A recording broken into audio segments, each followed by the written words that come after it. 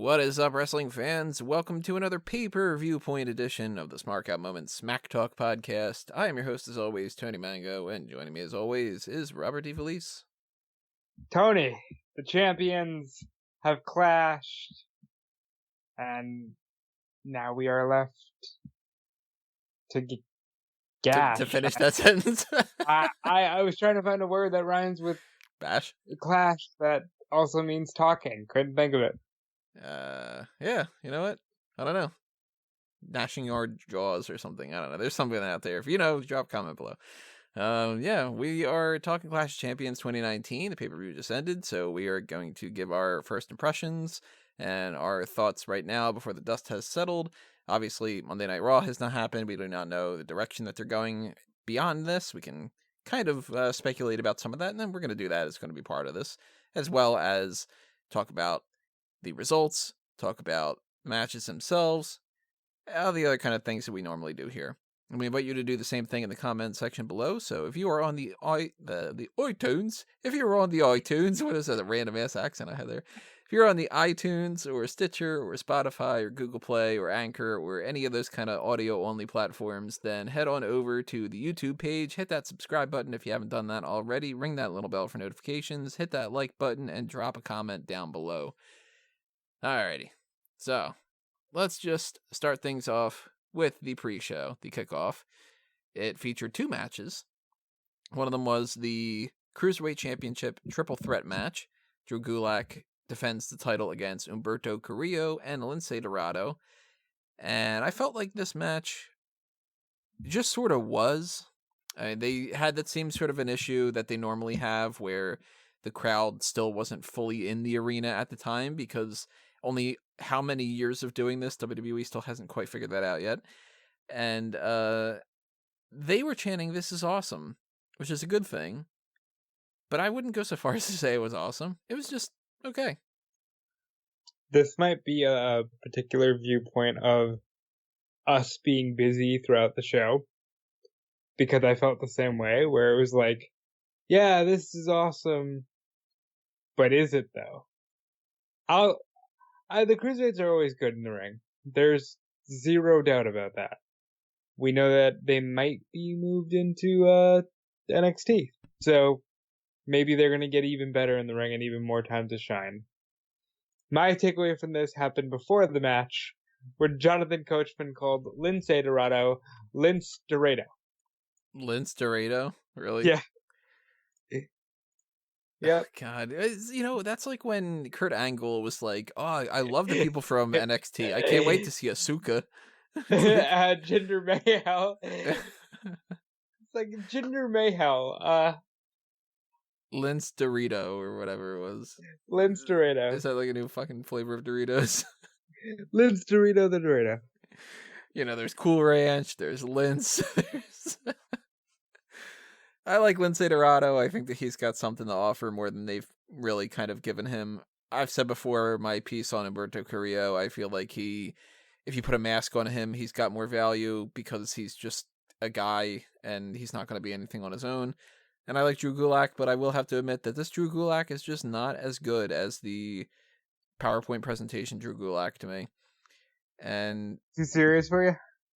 It's not necessarily that he's too serious. It's just that he's just another wrestler. Like, there's nothing that makes him stand out, Yeah.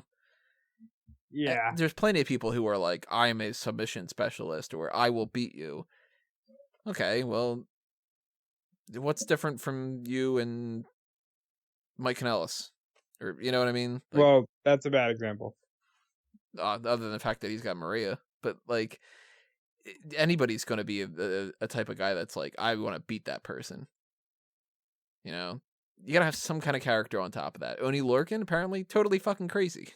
I love him. His Twitter account is amazing. I love that thing he said recently about I asked Ken Shamrock to watch my match, and I watched him while I was doing the match, and he was staring the whole time, and then afterward he said I didn't see it. Follow, it was like Star Destroyer or something like that, I think. Yeah, I think it's _ Star Destroyer. Yeah, so he's great. Get after that. He's amazing. And yeah, I agree with you. let's see what they do under the NXT banner. If that is where they're going, we won't know for like another month or so. At least another week, because they might announce something on NXT. They might announce something on October 4th with They might NXT announce switching. it on October 11th with the draft. Yeah, we've got at least a couple of weeks worth of who the fuck knows before we get into this. But I can promise you, everybody, mark my words, this will not change the fact that December will still suck. Because no matter what you do, December will always suck. December? Yeah, it's the worst month in the WWE calendar. Like, you can load up October with SmackDown on Fox, and you can have a banging Survivor Series, and December will always, like, I don't care. Talk to me in January when the Royal Rumble comes around. Yeah, it might end up being the case. I feel like if this is the end of an era to the whole idea of, like, 205 Live having its own show, if this was, like, their big blow-off before they do fold it into another show, this wasn't good enough. But if it's just business as usual, that's fine. Like, it wasn't a bad match. I disagree. I think the best blow off that they could have is your three biggest homegrown stars, Ali, Alexander, and Buddy Murphy, are all doing pretty damn good on the main roster. Well, Murphy's nowhere to be found again, but he had a good 2 weeks, and I think that counts for something. That's what I mean. Like, if they were to have, like, on Wednesday, well, we can assume that no matter what, we're getting one more episode of 205 Live on Tuesday. Yeah. And at the very least, that might be like, our final episode of 205 Live is happening because tomorrow night we're going over to to NXT or something like that. But if that's the case, then this is not the best blow-off match for the whole brand. Well, I don't think that the brand is folding, though, because they just added Dio Madden. Yeah, that is weird. Huh. I don't know. Who the fuck knows? But Drew Gulak retains. We'll wake up tomorrow and Vince McMahon will be in a coma. It'll be weird world. It's weird world right now, guys. We're going to wake up and the 24/7 title will have changed hands on 305 Live, and that'll be a new show that's happening, and it's the Green brand, and it's a part of... It's just our truth. Yeah, it's just our truth, and it happens 24/7. It's always on the air. It's like... All right. That's amazing. They should do that. Please don't. I've already had to be like on the train from New York to New Jersey on my phone typing about 24/7 title changes. I don't like doing this. I disagree. I think if you do at least like an April Fool's prank of 305 Live where it's just like an hour-long show of our truth versus a broom, I'll take it. It's going to be on the Silent Hour show. Somebody will get that out there. So Gulak retains. Then we move on to the United States title match. AJ Styles against Cedric Alexander. Why is this on the Fox pre-show? Why was this also the type of thing that they did no real setup for? And everybody was kind of going like, yeah, but the match will be good. And the match ended up being... You want to guess how long the match was? 8 minutes and 7 seconds. Nowhere close. You're giving way too much credit. Really? 4 minutes and 55 seconds. What? Yeah. That is how long this match was. Spoiler, everybody, I took a little nap after that Cruiserweight title match. Apparently, that explains why I missed this entire match.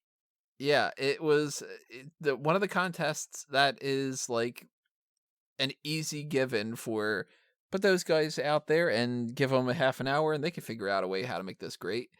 And it's the second shortest match of the night, which also goes to show you if 4 minutes and 55 seconds is the second shortest match of the night, what the hell? You want to guess what the longest match of the night was? Had to be Rollins and Strowman. Nope. Oh, no. It was Kofi and Randy. Yeah. Yeah, that was long. 20 minutes and 50 seconds. Yeah, maybe they're changing back to the way it used to be. I don't know. This, for me, an 11-match card where it's looking like... I mean, I didn't do the calculation here, but it's looking like the average time is somewhere around like 8 minutes. is sort of like, What is this, 1990? yeah, it's strange. And this Styles and Alexander match, it was a nothing match. There is nothing that happened here. There, Alexander doesn't look good coming out of it. He doesn't look like anything. Styles doesn't do anything. My note says a do nothing match. That's So all. I woke up and the OC was already beating up Cedric. Mm-hmm. And I thought, okay, Viking Raiders will come out. We'll get an extra match on the card because the OC should be on the pay-per-view because they've been on every Raw in the main event segment leading up to the pay-per-view. No. Nope. That probably will just happen tomorrow night, though. It'll probably be like, well, to follow through with what happened on here, the Monday Night Raw, we're going to have a 6-man tag. They love their 6-man tags. Oh, my. Oh, and I also forgot to mention this on the Cruiserweight match. The ending was awkward. Drew Gulak was supposed to do this like spontaneous German suplex pin on Lince Dorado, and his shoulders weren't down. So the whole like spontaneity of the whole thing completely killed. As it's like, oh my god, he got him in a pin, but he's not really pinning there, and the referee's like, hey, his shoulders aren't down. Okay, well, let's wait a couple seconds, and oh, now his shoulders are down. 1, 2, 3. He couldn't get out of there. It's like, no, he sat there for like 10 seconds, not getting pinned. They've had a lot of problems with that this year. Really strange. Another note that I written down, I'll just throw it out here because we're still talking about the pre-show. Do you notice about the lighting? Yes. I'm glad you brought it up. It wasn't just me. God. They did change that, right? I'm not like having a stroke. No. I thought the same thing because I'm like, this looks like oddly sharper and more vibrant in some places, and they definitely changed the lighting for the pre-match intros, where they take the lights down like it's NXT, but this had like a gold tint around it. They were definitely fucking with the lighting. Yeah, okay, so I'm not completely brain dead then. All right, I was like, I don't know if they've done this before or what, but I liked it. I thought that was kind of neat. It definitely felt like, ooh, these are one of those cosmetic changes that lets you know you've entered a new time in WWE. Now, with this Styles and Alexander thing, another note that I had written down was that I had forgotten that Cedric Alexander was from Charlotte. And when he didn't win this, because there was a split second when they announced that, I was like, oh, maybe they actually are going to have him win the title. And then it doesn't happen, so I was like, okay, so they do that, and then Charlotte wins the title later. Okay, let me get that set up and do all that kind of stuff. We'll get into that in a little bit, but before that, we got to the Raw Tag Team Championship match. Braun Strowman and Seth Rollins, who do not have a tag team name, are going in defending against Dolph Ziggler and Robert Roode, who also do not have a tag team name because neither of these two teams are tag teams. But that's what you do in WWE. You put the tag titles on people that aren't tag teams. And I actually enjoyed this match quite a bit. It had a little bit of an old school feel to me. Like, they started off with, like, Strowman and Rollins are working together. They've got a good type of synergy that we hadn't quite seen yet. And it sort of struck me as, like, I don't know why. Maybe this is just because this is, like, a different era for me, but, like, the type of match that I could see happening in, like, 1993, maybe 92, of, like, a Hogan and Savage, let's just say, against, like, two people where it's like, okay, clearly those two are the main event guys. You know what I mean? Yeah. I don't know why you'd be surprised about this match being great, because they're the 4 best guys you have on Raw right now, unfortunately. Well, I take that back. You have AJ Styles, Cedric Alexander. Like, well, no, I mean, like, as far as the total package, you could say what you want about Ziggler and Roode as far as how they're positioned, but nothing is better than 2 guys who just get it, you know? And these guys get it. Robert Roode should be in the main event of some brand. That's a fact.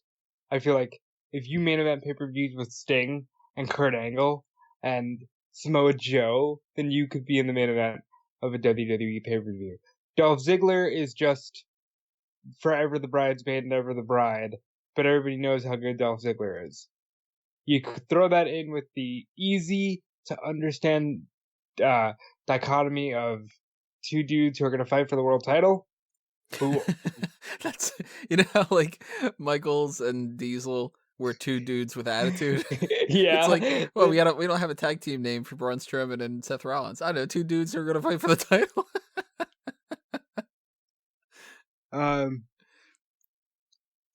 Yeah. So two dudes are going to fight for the world title. It worked out well. I enjoyed it, and yeah, I enjoyed it. This was a thumbs up. Ziggler and Roode win the titles. Strowman and Rollins are, pissed at each other. Rollins less so. He's pretty much just sort of like, well, I've already got a belt, so fuck you. And Strowman's just like, you lost, asshole. And that works pretty well. And now it's just a matter of, is this the end of what they had planned ahead of time? Was it literally just, why don't we put the belts on Strowman and Rollins, and that way it'll be interesting leading up to Clash of Champions? What do we do past that point? I don't know. We'll fucking figure it out past that point. Or is there actually a plan for Ziggler and Roode? I don't know. There's not a plan for Ziggler and Roode. You know there's no plan. I mean, come on. There literally might be a plan, but the plan might be, we'll put them on Ziggler and Roode, and who the fuck cares? It's a tag team title, and we don't give a shit. That might be their plan. Well, coming out of this event, if the tag team champions stay exactly the same between now and Survivor Series, I'll enjoy that match. I'll enjoy it, but I'll be very shocked because it won't happen. But that's not going to be a featured thing. The only way that is going to stay the same, where those championships don't change hands, is if they've abandoned the champion versus champion thing, or if they just say champion versus champion, except for the fucking tag team division because we don't care. You know what I mean? Like, they've done weird shit. They did that kind of scenario last year where it was, a certain alignment versus a certain alignment. They did. I don't know why I'm talking in code. It'll be heel versus heel because the Revival beat the New Day. But they did that last year with the Bar and AOP, right? That was last year. Yeah, but I don't see them doing that again. Especially because it's like, out of all the things that they're going to put on the card, do you think they're going to give that spotlight to Ziggler, Roode, and the Revival? I don't think so. But then again, who wins the titles instead? So here's what I'm thinking. Ziggler and Roode were just there to be transitional champions, and their booking philosophy, and obviously I could be wrong about this, but I'm just kind of, speculating. They prioritized, wouldn't it be interesting if Braun and Seth had the tag titles? Oh, what do we do at that point? Well, we'll put them on a heel team. And they realized maybe this week, maybe last week, oh, we got to kind of figure out what we do for Survivor Series. And whether it's Hell in a Cell or Monday Night Raw leading up to Survivor Series, and I'm banking more on that, the Viking Raiders beat Ziggler and Roode. I don't know. If anything, do Hell in a Cell. Give them a month to try to build things. Either way, it was a good match. One of the better ones of the night. Yeah, I mean, you put it in this bubble, I liked it. What we get after this? Who knows? It might end up being the type of thing where we're like, well, why did you even bother doing that? Why didn't you just keep it on the OC? And then we'll see. But it would have made so much more sense. You know what would have really made sense? I know I'm being stupid here, thinking so hard, but like, if you kept the belts on the OC and you just had Braun challenge AJ, and then you just do, hey, Braun and Seth work 3 times. Or you have Braun against AJ and somebody else against Seth, and you don't even do Braun against Seth. Yeah, but they were all tied together. I think they could have easily just done that, and I don't know why. Like, that took us 3 seconds to think about. That's a lot of these things just become like, if you take a 15-minute window and you sit around a conference table and you go, well, what are we trying to do here? And then you can figure it out. It's not that hard. Now, it is hard if you have, like, you keep changing your mind at the last minute, and then you're like, oh, we got to patch up this little leak in a boat and do all that kind of stuff. That's, of course, difficult, but planning ahead is not all that hard. And I'm wondering how that comes into play when it comes to the SmackDown Women's Championship match, because Bayley goes in as champion. She retains the championship against Charlotte Flair in a match that was 3 minutes and 45 seconds long. Not even a 4-minute match. Remember that whole, we're not going to have these less than 5-minute matches anymore in the women's division, and it's going to be, like, actual good matches, and they're going to be worth something and all that. Now, even at Clash of Champions, let's have a one-move match, essentially. And that one move of pushing Charlotte's face into the exposed turnbuckle, sloppily done. This was shit. I did like Bayley running away afterward, but like you're love that, and they carried it over where she ran. They do the post match interview, and she's like, "Hey, yeah, I'm doing great. I still held in with title, and if you see Charlotte, you never saw me. Okay, bye." Like, it's fantastic. I'm surprised Bayley's pulling off being a heel. It's really weird to me that she is, but yeah, I don't know. I don't know what they're doing with the women's division. Charlotte is very good when she's good, but when she makes a mistake, it's always a glaringly obvious one. Yeah, and I can see that. Like, I'll give you an example of the tag match on Raw. She went for a moonsault, landed on her feet, and still kind of just like squatted down to pin whoever she was doing the moonsault to, and it just took me right out of the match. Similar to the sloppy turnbuckle spot here. Especially because it's like, that's the one and only thing in this match. It's less than 4 minutes long. There's nothing to it. It's as soon as it started to get started, it ended. And if you're going to have it be like a one move type thing, make sure you do the move right. And it was just bad. Like, there's no positive to that other than that's kind of funny that Bayley ran away. But that should not be your big takeaway for two of the four horsewomen battling each other in a pay-per-view that's supposed to be the best of the best. And it's in Charlotte. Right. And it's, I don't know. It's just, this did not sit well with me at all. And it's not like they had time to, not play around with, because the pay-per-view ended kind of early. Right, yeah. So they rushed everything just to get it done at, like, whenever it was. But then again, I can see somebody within the industry hearing us say that and say, well, if it ended at 11:05, you'd be saying it was too long.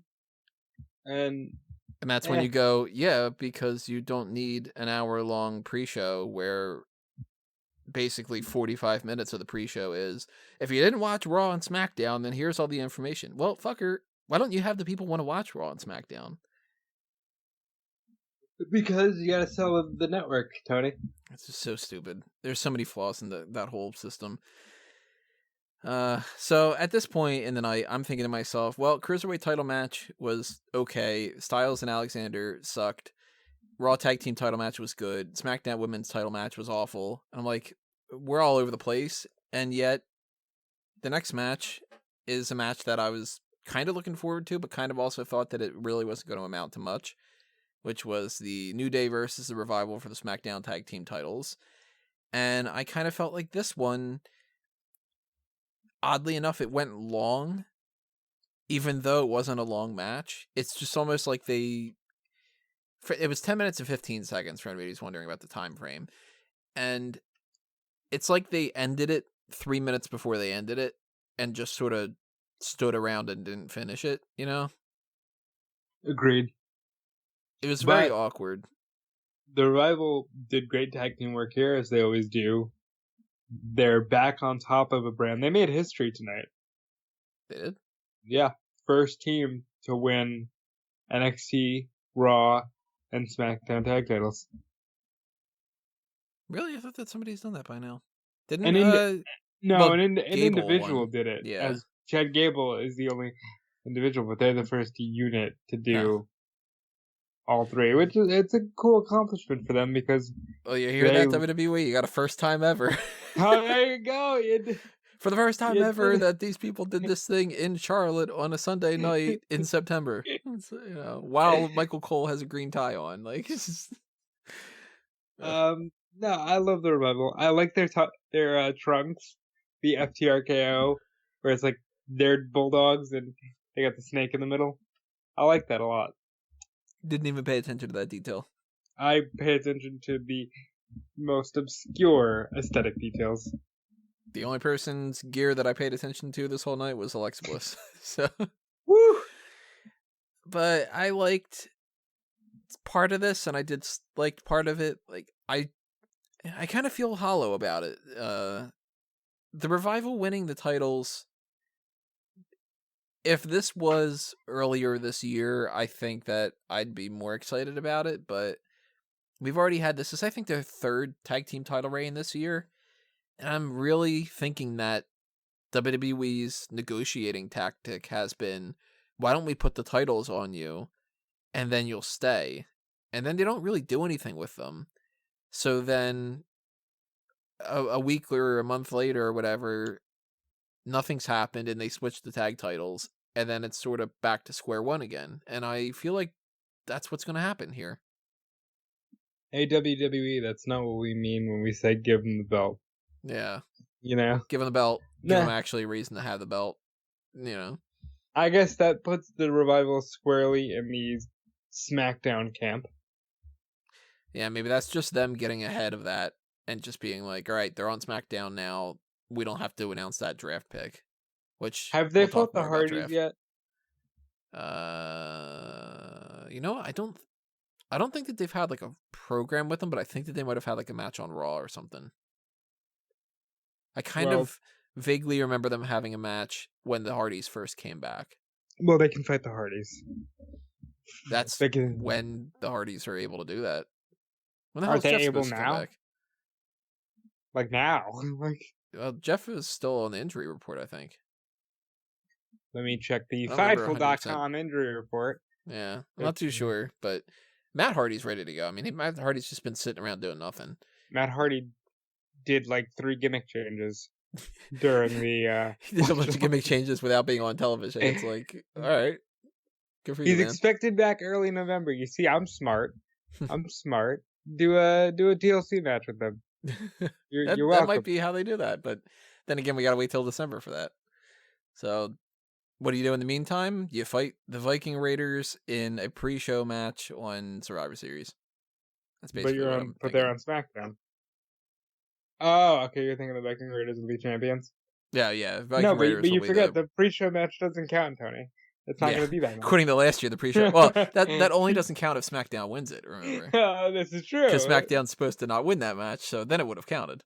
Well, maybe they have Fox money this year, Tony. Maybe they could win. How transparent? We'll get into this obviously a little bit more detail when we get to Survivor Series, if we ever fucking make it to that point. And it's so dark. How transparent is it that they're clearly not going to make that mistake this year, or they are just absolutely fucking stupid? You know, because that was stupid enough last year, but like this year, if they do that, if I were a Fox executive, I would be like, do you want me to rescind my deal? Like, what the hell, you know? This year, I think SmackDown wins. They have to. So, look forward to the Viking Raiders beating the Revival on November 24th or whatever it is. And right, because they have to. Yeah. Then we had one of my favorite parts of the night. Backstage, Alexa Bliss and Nikki Cross are being interviewed, and the boom mic falls into the shot, and it turns out that it's R-Truth and Carmella that were messing around with that. And normally that would just sort of be like, it's the end of it or something, but really fun little touch. Alexa Bliss is like, oh, you think I have a really nice voice? Let me show you. R-Truth is backstage and whatever like that. I thought that was great. That is funny. We had mentioned this on the preview show where we said they'll either do the 24/7 title all night or they'll do a one and done. Mm-hmm. And they did a one and done. And that's disappointing because this could have had a lot of fun things happening throughout the night. Because, especially if they ended early, you figure those are quick segments. You could have had 3 more segments. It would have eaten up 5 minutes, you know? I think the problem is they have found their comedy flair. or players in R-Truth, Carmella, and Drake Maverick. So instead of like expanding on the championship's potential, they're just like, okay, Drake Maverick's hilarious and he can make anything work. So let's just keep throwing shit at him. Well, they just didn't really do anything with this. They did do something in the next match, which was the Women's Tag Team Championship match. Alexa Bliss and Nikki Cross, again, no tag team name, against Fire and Desire, Mandy Rose and Sonya Deville. And during the match, R-Truth comes out, and Alexa Bliss almost pins him, which I think it was Ben who put it up in the Mega Maniacs live chat. They posed a question that I thought was really interesting. If Alexa were to have won that championship right then and gotten pinned by Mandy Rose and Sonya Deville, which title would she have lost? Would she have lost the 24/7 title, or would that have been the end of the women's tag team title match, or both? That's something that they should address in the future. That would be kind of fun. Like somebody being a dual champion holding the 24/7 title. They've been cheeky with it, where they'll be like, "Oh, well, the 24/7 rules are suspended." Mm-hmm. And it's like, no, just let fucking chaos reign supreme. Yeah, they gotta do a thing while he's still alive. They have to do a thing where Vince wins the 24/7 title. They gotta have fun with this belt. I like Drake Maverick a lot, but you could do so much. I'm sure we're gonna see it pop up on NXT now, like it was supposed to in the beginning, because now NXT is an actual proper brand with a weekly show. So that gives me some hope for that belt, and for that matter, for the women's tag team titles. So let's get into this. Bliss and Cross have beat everybody already, right? I think so. So outside of like, Cross, obviously they haven't beaten Jax and Tamina because they've been injured, but like I can't think of another tag team that they haven't gone up against and beaten. So Bliss and Cross need to go to NXT and face Vanessa Born, Aaliyah, and then lose to the fucking Four Horsewomen, right? Oh, I hope not. I hope so. Why would I don't think you give a title to Duke and Shafir. I don't think they can pull it off. They're gonna do it. I hope not. We're gonna do the cycle back and forth. Well, they're gonna do it. Well, I don't want them to. Well, they're gonna do it. Well, no, please. Now. Think about this. You can do Four Horsemen, Four Horsewomen. All the pieces are in play. For God's sake, do this thing before somebody decides to leave the company for good, please. Rhonda's probably already checked out. She's part of the Hall of Fame, or not the Hall of Fame, the alumni list or something, I think. Nah, people are reading too much into that shit. I don't know. I don't have a lot of faith. They can do it. I do think that it would have been fun if Bliss would have won that title and they would have kind of gotten around doing something like that. That would have been interesting. It would have been a good talking point instead of just being like, missed opportunity. But you know what I want to talk about? I believe this is the match where they're like, and we're broadcasted in 40 languages. Mung Dai and Corey Graves need some kind of on-screen interaction to justify all the stupid shit that Corey Graves says whenever Mung Dai is on camera. This is where I'm at, guys. This is what I was entertaining myself with during Clash of Champions. Not that it was a bad show, but it was a very, it's the fall and, WWE is sort of checked out at the moment show. You're pretty much going, all right, things are going to pick up in a week, 2 weeks. Yeah.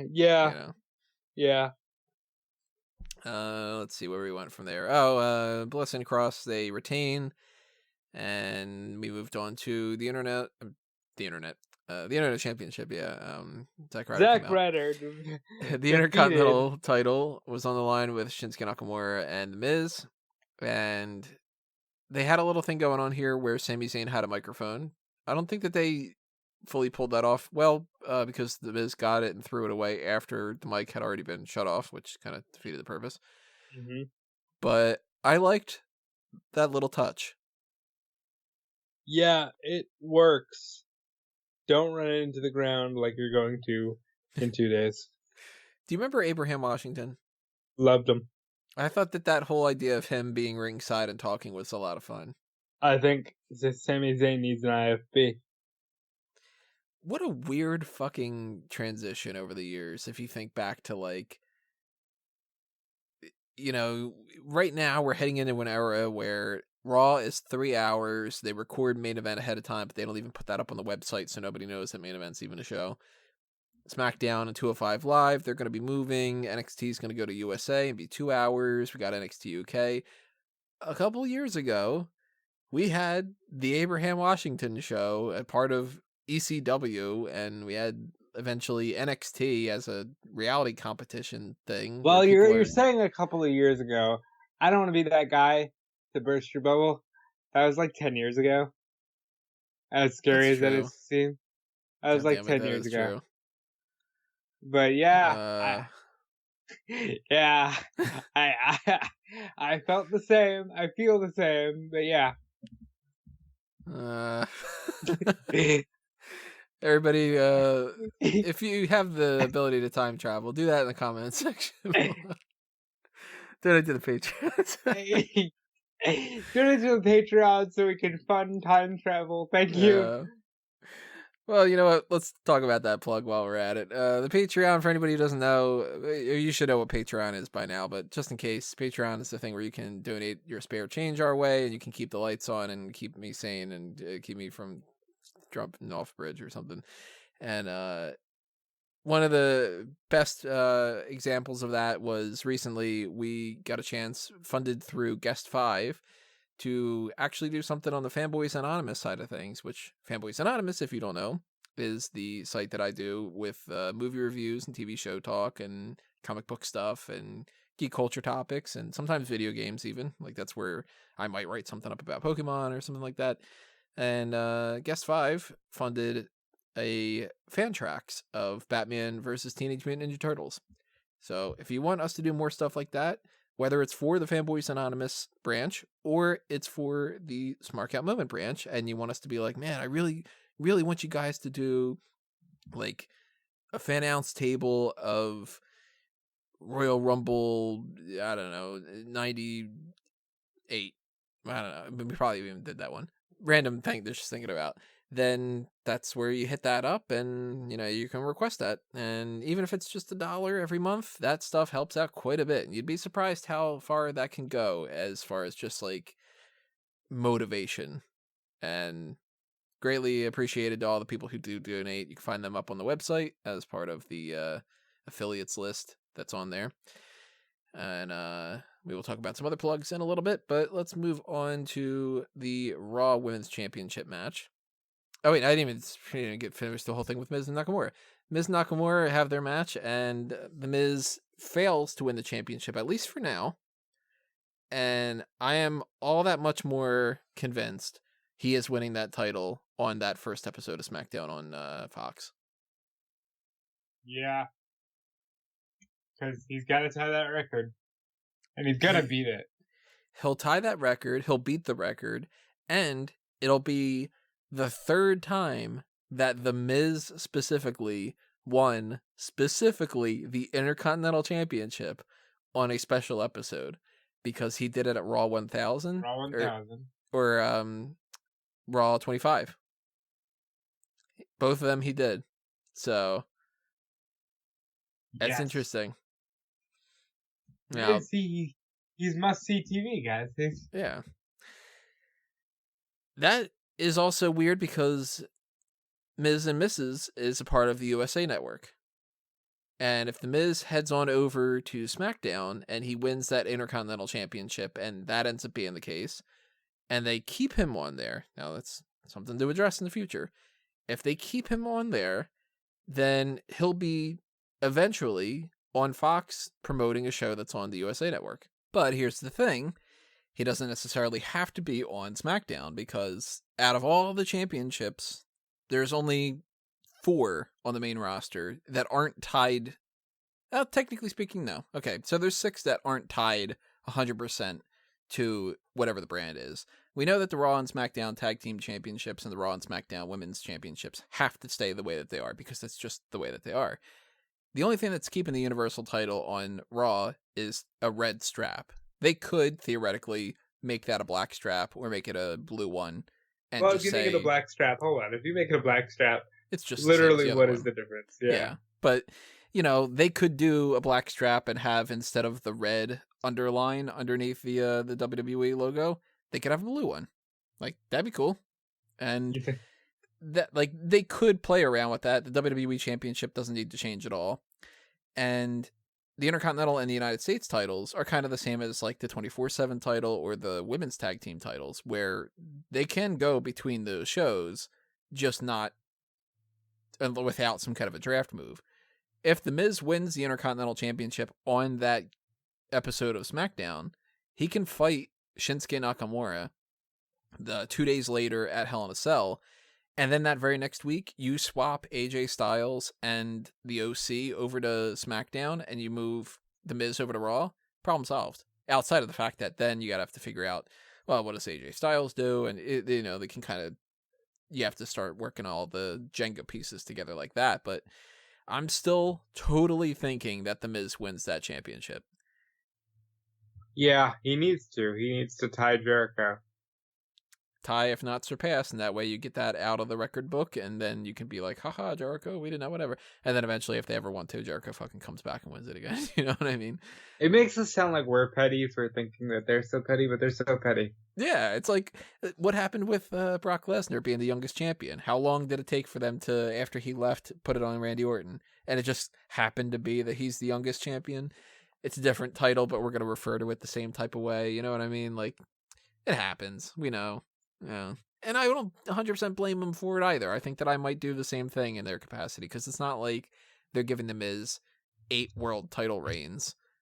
Nah, he's already got one shy of the record. So fucking give him the Intercontinental title one more time. He's won the United States title however many times. If that would have been the Intercontinental, he would have already passed the record, Technically speaking, if Jericho would have won the United States, it would have been, then we're getting into semantics, but just the fact that The Miz did not win this match here at Clash of Champions does not mean anything to me as far as, well, that proves that The Miz isn't going to win. No, I think if anything, it proves that he is going to win on SmackDown.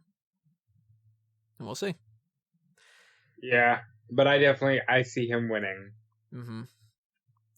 And we move on to the Raw Women's Championship match, Becky Lynch against Sasha Banks, which this we're going to kind of fold into the discussion of what we talked about before with Bayley and Charlotte Flair, and a little bit of the draft. We're going to talk draft stuff in the future. We're going to do possibly a mock draft if we have the time.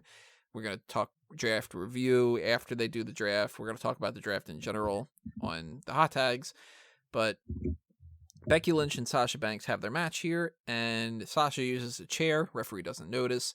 Becky uses a chair on the referee. Sure as fuck notice that.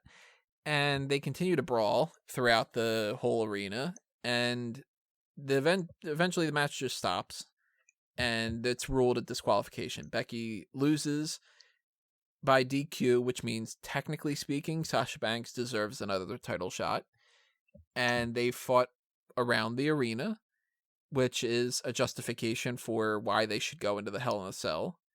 And this was one of the most well-booked matches of the entire night, I think.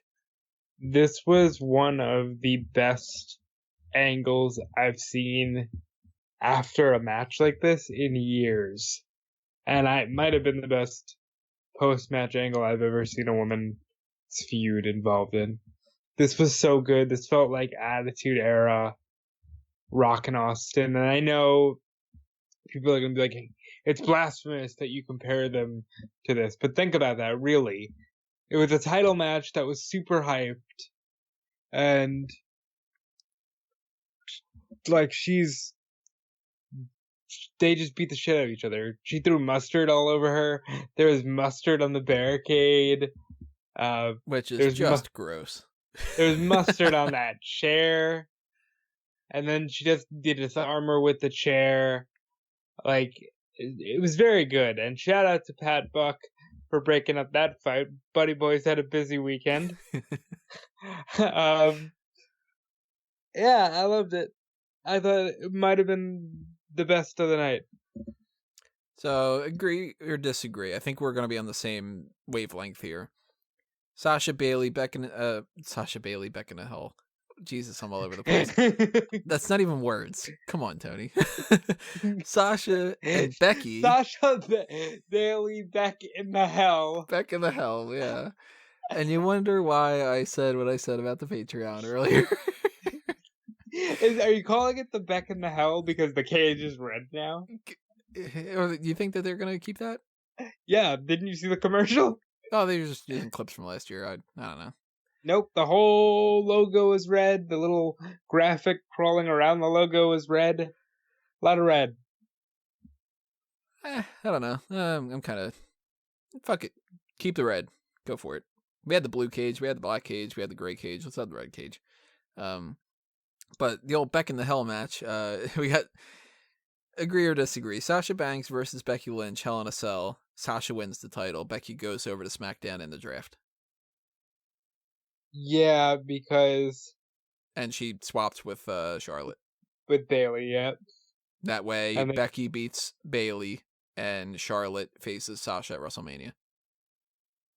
But more importantly, that way, you likely either get a rubber match between Sasha and Becky at Survivor Series, or you get another Charlotte and Becky match, because God knows we haven't seen it enough at Survivor Series.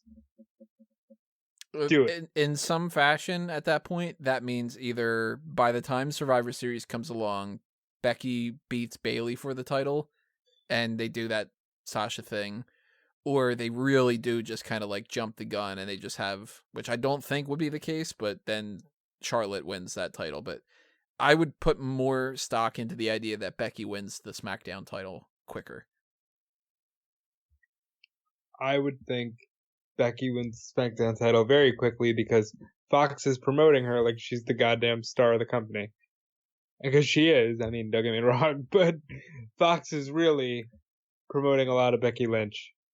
Which, wouldn't it be interesting if a month from now we're talking about this as being like, wow, we didn't see that it was this many coming, but already we're talking about The Miz wins the Intercontinental title on SmackDown, Becky wins the SmackDown Women's title, and the possibility of Brock Lesnar beats Kofi Kingston, and or the SmackDown Tag Team titles or the Raw Tag Team title. We could have a bunch of title changes happening on SmackDown soon. And that would be like, well, motherfucker, are you just going to have a title change every week leading up to Survivor Series? Well, they could switch everything on that October 4th show and then go, and next week is the draft. And then after the draft, you settle into mediocrity and we're done. Yeah, there's a lot of ways this could go down, but I'm currently of the mindset that Becky and Sasha have their Hell in a Cell match, and that's when Sasha wins, and everybody does the whole like, "Oh my God, what happens?" And then Becky wins that SmackDown title from Bayley, and they might even wait until the week before Survivor Series. They might end up doing that, but they're not going to do Sasha versus Bayley. So, if Sasha does not win that match at Hell in a Cell, then that whole idea just crumbles, but I'm not thinking that that's going to happen. I think that we're getting that switch. And at the very least, when it comes to this match, I thought that this was fun. So I thought this was really one of the best angles I've seen in a long time. Even though that referee died. That referee took a chair shot to the ribs and just, didn't move for 5 or 6 minutes. Mm-hmm. Yeah, that's ridiculous. I always think that that's funny. It's a stiff breeze comes by and knocks him out for a week. No, what upsets me is when you're doing a guest referee match and suddenly the wrestler puts on the referee shirt and they get the powers of a referee where it's like, oh no, I was punched. I've been out for 2 minutes. Yeah. Well, maybe that's what it is. It's like a held item in Pokemon where it's like it just happens to be the negative effect. So it's like a lantern ring, but it's like a zebra striped power sucking lantern ring. What's the is it focus sash, I think, or something, where it's like you if you get hit then you might not faint. It's like the opposite of that, where if you don't even get hit, you faint. Yeah, poor Lack of referee. focus, Sash. Kofi Kingston versus Randy Orton was next. The WWE Championship match. To be honest, I wasn't feeling this match all that much. I love this match. Really? Yeah, I mentioned this to you before, and I know it's a very unpopular opinion, but Randy Orton is so fucking good. Like, Randy Orton, to me, is just such a solid worker, and you don't get too many that are as solid as he is. And I didn't see a 3-minute headlock, I gotta tell you.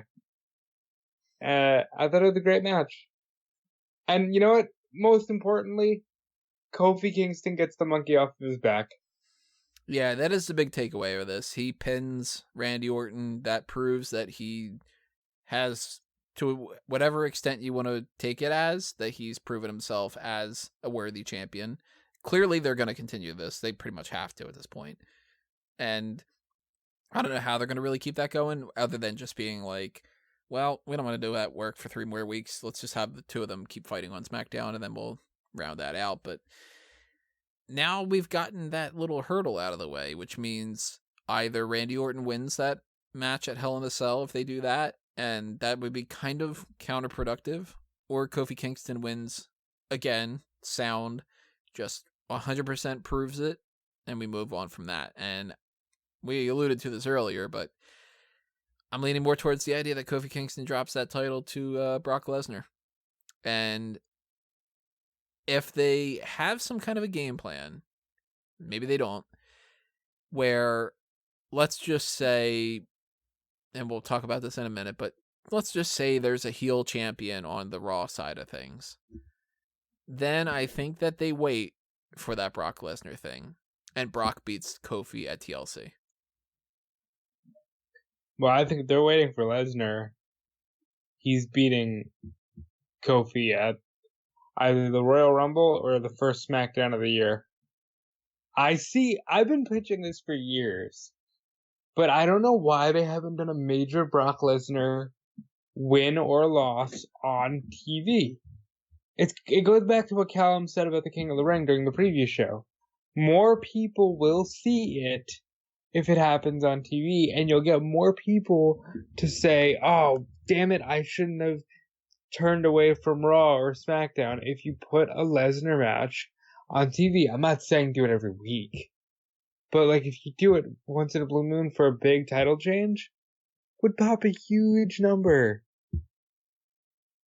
Well, you gotta use Lesnar to have him be useful.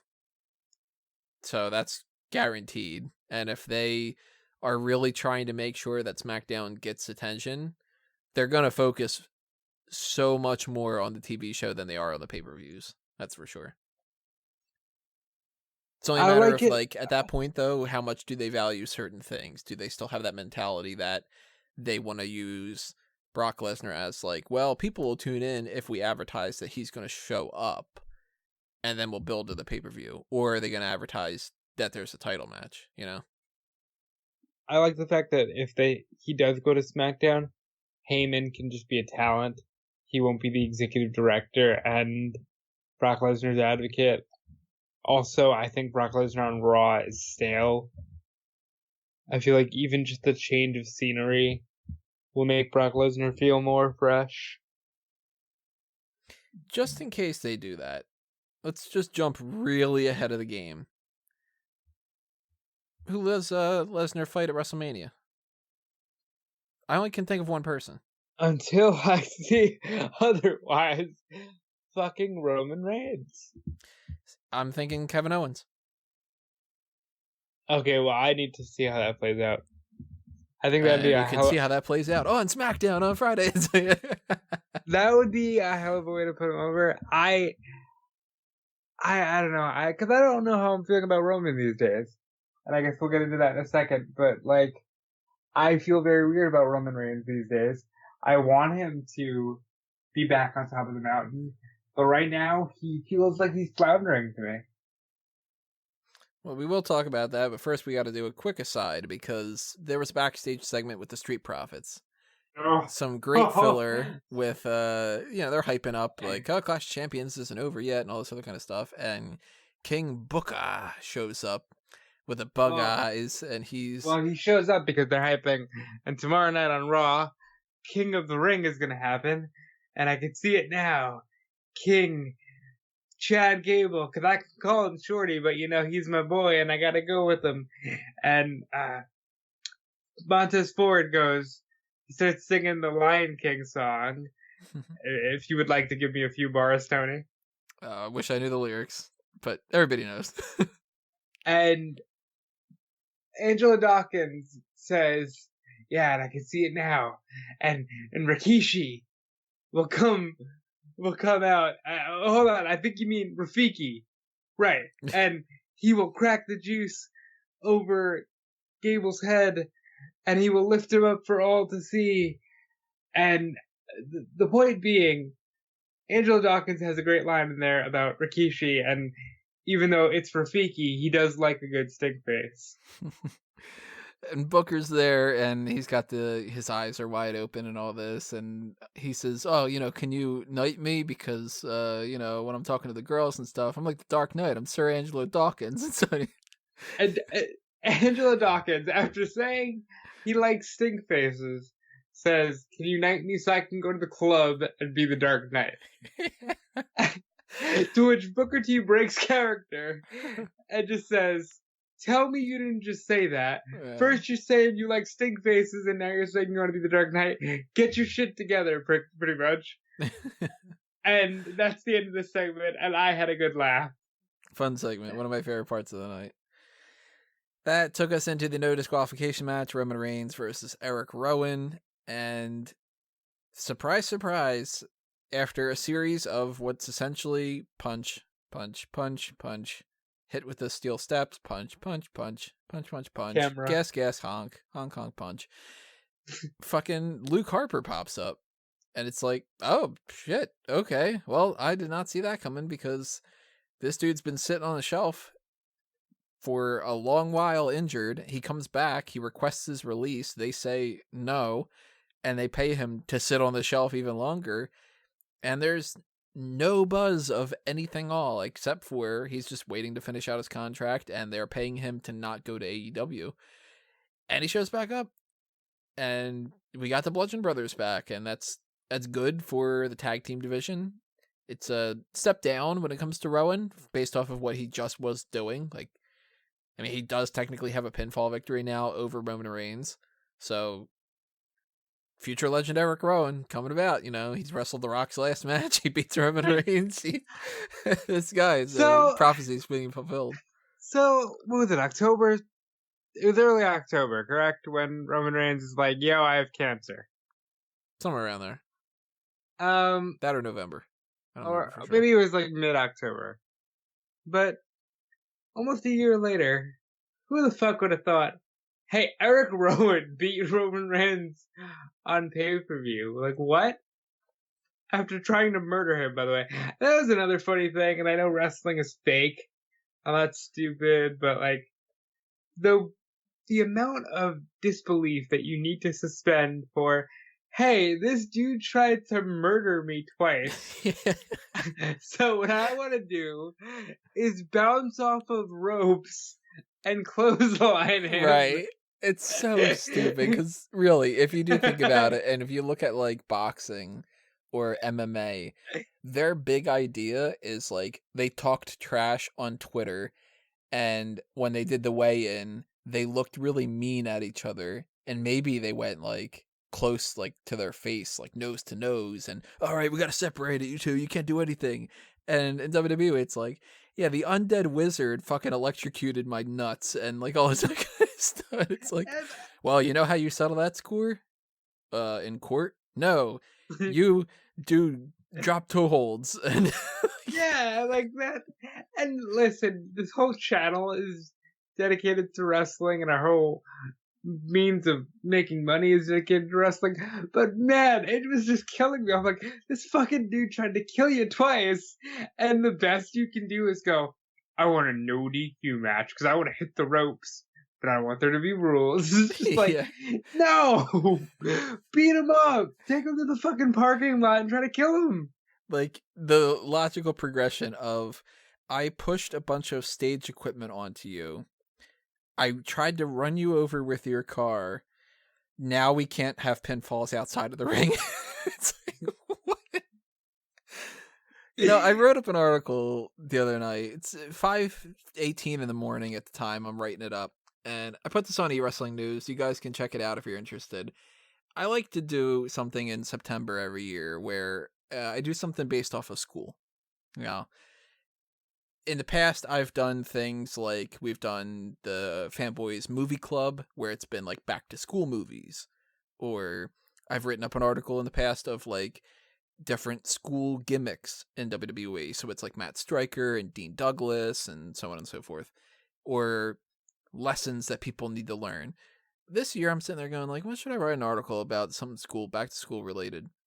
And I realized that the term the schoolboy has been doing, like, there's been so many schoolboys this year. And I'm writing up an article, and I started it just being, you know, tongue-in-cheek, just like, it's the year of the schoolboy. The 24/7 title has, like, been changing hands all this time. And by the end of it, I'm like, I have a teaching degree. I'm writing up a goddamn article about how the schoolboy pin has been doing a lot because Jinder Mahal pinned R-Truth on the goddamn golf course. And I'm like, what the hell? This is real, guys. I got a message from him that at 5:18 that was like, I have a teaching degree. What am I doing? And it's like, let's decipher the meaning and the intricacies of the big dog against Eric Rowan, who, that fucker almost ran him over with the car. And you see how he hit him with that, whatever that thing was on the stage? And, yeah, it's like, this is so stupid. And I'm still going to watch it, and I'm doing this, like, you know, it's just like, there is something about wrestling that is the stupidest thing in the world that you get so stuck to. It's like the entertainment equivalent of junk food from, like, you know, like, I ate Taco Bell the other day, and I did too. What'd you Had get? it yesterday. Chicken quesadilla. Just one chicken quesadilla? I got one chicken quesadilla. Yeah, I needed something to munch on real quick. Oh, see, I got my steak quesadilla, I got my crunch wrap, I got my beefy 5-layer burrito minus the sour cream on all this stuff, because fuck sour cream, fuck tomatoes, and tried their chalupa cheddar thing, try to bite out of that. I don't like it. Nah, not a big fan, so anybody that's out there, skip it. It's just a regular chalupa that happens to be crunchy.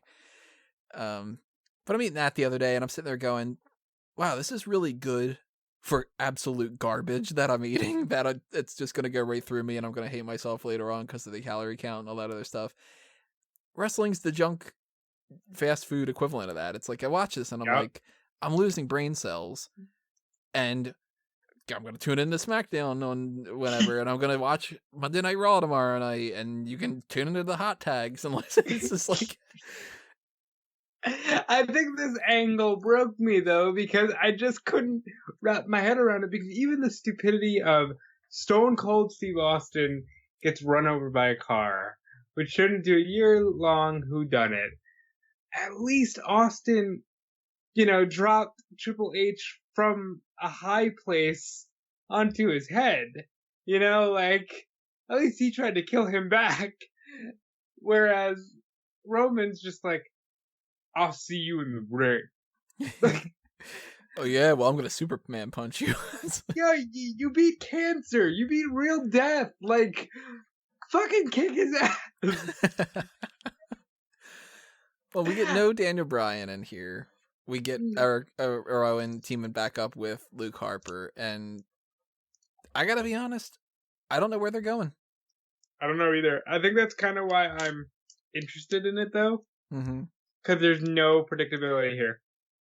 Like, are we going to get, like, Bryan and Reigns teaming up against the Bludgeon Brothers? That's weird. Or are we actually going to get the Wyatt family, but with Daniel Bryan actually being the lead? Or is Bryan out of this whole feud, and that was their way to write him out, was him being like, no, Rowan, I'm your friend, and is he going to be a heel? Is he going to be a face? Is it, like... The Does whole Daniel thing, Bryan finally win the Royal Rumble? Daniel Bryan versus Miz happens now out of all times or something. Like, it's intriguing. So I'll give them that. That is something that I did not see happening. I figured when we were getting this whole thing the past couple of weeks that it was just going to be, all right, Roman Reigns versus Daniel Bryan, Hell in a Cell. Eric Rowan's just a stepping stone on the way, and Daniel Bryan comes out and says, haha, the whole time I was working with Rowan and whatever. Did not happen, so you got me. I'm interested. It worked. You got that Taco Bell crap on my brain. This is the entertainment equivalent of the obesity that happens, but in my brain instead. Brain obesity. It's a thing. 2019. Rowan, Don't body shame your brain, dude. Yeah. You got too many folds, brain. And really quickly, let me toss out another couple of plugs here. The Facebook and the Twitter are up on the screen if you're watching on YouTube. They're both at SmarkOutMoment. The Fanboys Anonymous sides are Fanboys Anon on Twitter and Fanboys Anonymous on Facebook. You should be following both of us and all the accounts and stuff. I am also found on those at A Mango Tree and at Tony Mango. Rob is also found on Twitter at Dude Felice. Yeah, because my fucking last name isn't Mango, and I can't have a mango tree with branches, because that's so good for marketing, and it pisses me off that that's not my name. You're like, D Felice, Feliz Navidad. I'm a dude. D Feliz Navidad needs to be a thing now in December. Yep. And the other plug I was going to put out there that I completely forgot until a second ago was the merchandise shops. TeePublic and Redbubble are out there for A Mango tees, because I love my puns, and Fanboys Anonymous and Smark Out Moment. So buy a t-shirt or buy a clock or something like that. If you want shower curtains that say Smark Out Moment on them, you can oddly buy them, because that's the thing. Yeah. So main event time. The Seth Rollins versus Braun Strowman second match of the night. Universal Championship on the line. Braun Strowman, we said this about Dolph Ziggler earlier, the always bridesmaid, never the bride type thing. At least Ziggler's won the world title a couple times. Braun Strowman, Yeah, but did he though? He is perpetually the guy who gets the title shot and then takes multiple finishers to lose. It's happened like 4 times now. Granted, he looks strong when that happens. But at some point, it's just a matter of, oh, you're never going to pull the trigger. And that's why I didn't really think that he stood that much of a chance to win this. It's a shame, because I'm a big fan of Braun Strowman. I think that he's got a lot to offer. I think that he could be a huge star. And I don't know if I entirely dislike this, despite all that I said. I don't dislike it. I thought it was a good match. I think Rollins looks great. I know Callum had said this in the Megamaniacs about, like, people want to say Roman is the guy, but look at everything Rollins has accomplished. He's the only person who's beaten Brock Lesnar twice. Even Roman Reigns can't say, I beat you twice.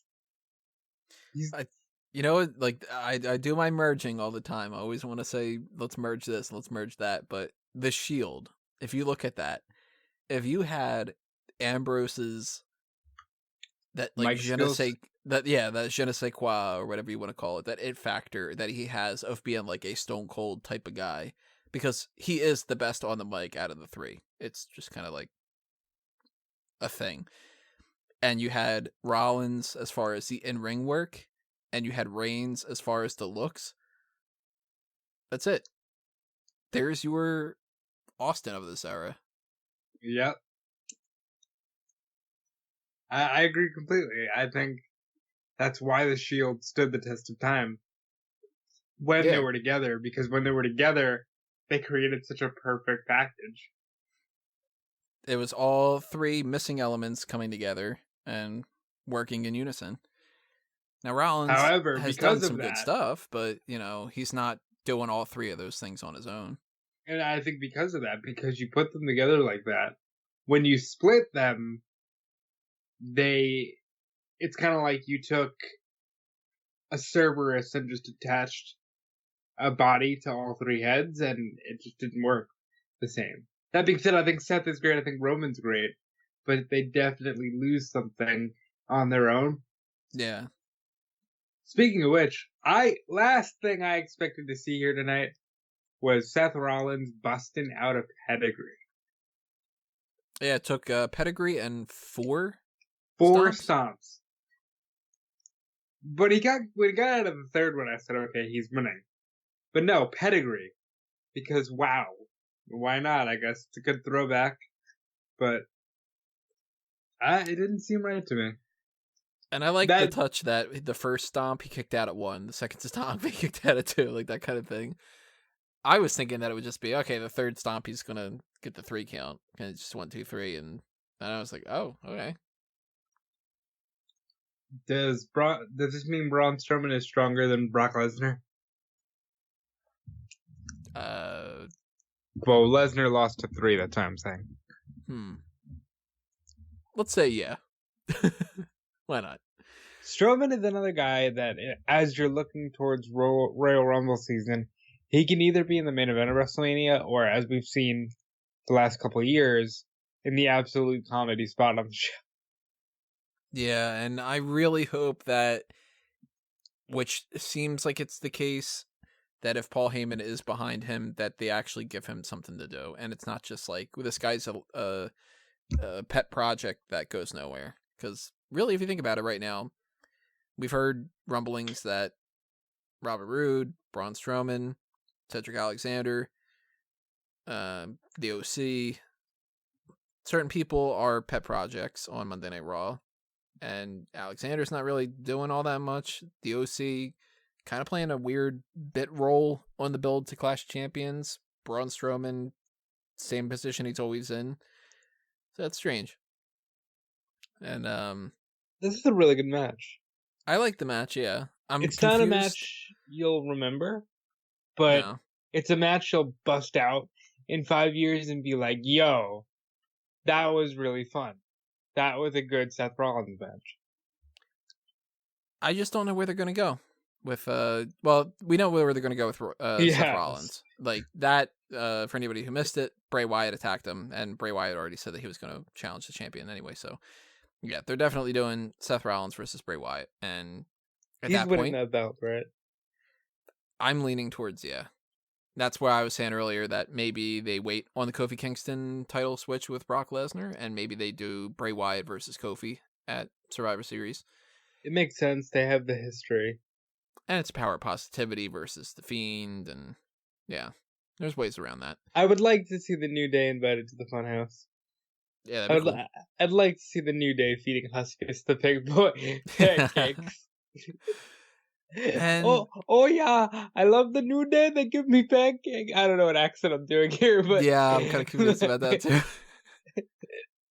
Suddenly, Huskus the Big Boy's from like Switzerland or something. Yeah, I don't know. For some reason, when I see him eating the chocolate, I can think of this. Oh yeah, chocolate good. Are you thinking of like Ooter from The Simpsons? Don't make me run. I am full of chocolate. But if they do that, then that's one direction. But what do they do with Strowman? And I got a feeling that if they don't give him that United States Championship, which then that gets a whole confusing thing. If they don't do that, then he's going to fall by the wayside. Now, if they do give him the United States Championship, I can't see him going over to SmackDown. And then that defeats the whole purpose of the whole switching the Miz thing. So I'm worried that Braun Strowman is going to do absolutely nothing. He'll be the leader of Team Raw, where he will then eat the entirety of Team SmackDown because Braun. Braun is war. That's how they get around it. I don't know. We're going to have to see. Tomorrow night, of course, on Monday Night Raw, they will continue building towards Hell in a Cell. We already know one of the matches for sure is going to be Bray Wyatt versus Seth Rollins, unless they decide to switch something out of the blue on that. What do we got? 2 weeks? 3 weeks? What do we got here? 3 weeks. Okay. So we do have that match. We have what we can assume is the old Beck in a Hell, Sasha and Becky match. I would assume that we probably get some kind of a rematch between Bayley and Charlotte Flair, We probably get Kofi Kingston versus Randy Orton. We probably get some kind of Roman Reigns thing going on. We probably get Miz and Shinsuke Nakamura. It's probably going to Yo, be you just rematch. pitched the entire rematch of this card. Yep. With the exception of what? Like Viking Raiders versus Roode and Ziggler. Mm-hmm. And AJ will defend against Strowman. I don't even know if that's going to happen. I could assume, though, that the women's tag team titles are not going to be on the line, and that probably the SmackDown tag team titles are not going to be on the line, and probably the Cruiserweight Championship might get bumped, and, because now we're not dedicated to all the titles. No, they've been on every show, though. I think that we're getting a big set of rematches for the most Of course, part. we could get to Raw tomorrow, and Braun Strowman could win the belt tomorrow, and we don't know. You don't know in September of 2019. Right it's now, not like just it's 12:59 a.m. At 1 o'clock in the morning. Things could change. We could get off this stream and it'll be like, the Fiend has been hospitalized with appendicitis, and we're out of the Hell in a Cell main event. Yeah, I don't know. How are you feeling as far as more excited, less excited, leaving Clash of Champions? Not even necessarily for Hell in a Cell, but just about WWE in general.